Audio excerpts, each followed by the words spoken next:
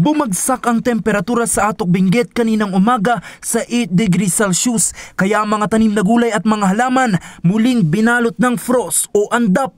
Isa na rito ang farm ni Rodel sa Barangay Paway, Atok Benguet. So far, wala naman, lalo sa area namin na kasi greenhouse kami kaya medyo mas kami sa open field. Saka siguro sa open field meron din pero minimal lang naman. Bagamat nasa loob ng greenhouse ang kanyang mga pananim, hindi pa rin siya nagpapakampante. Meron din kasi yun nga, yung first class na harvest nagiging second class siya. Second class medyo bababa yung price .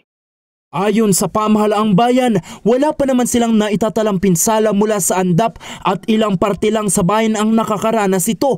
Naging parte naman ang andap sa turismo ng bayan. Usually ang usual na area na naaandap is hindi naman po doon sa farm mismo. Doon po sa gilid-gilid. Kaya kung nakikita nyo yung mga damo, yun po yung mga naa-ice kasi doon siya sa mga gilid-gilid ng hindi po siya doon sa farm mismo. Kung may nakikita man kayong may mga andap sa repolyo, kung titingnan nyo pong mabuti, masyado po siya manipis.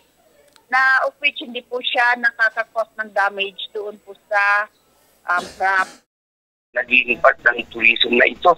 To the extent na yung mga turista gusto nilang papresya dito para ma-experience yung ng andap. Yan, para makita nila, ma-feel nila. Yan, kaya nakakatuwa itong andap, nagbibigay rin ng maganda. Mas manipis rin daw ang andap ngayon kumpara sa mga nagdaang taon na ayon sa Municipal Agriculture Office. Jose Robert Inventor para sa Luzon Headlines.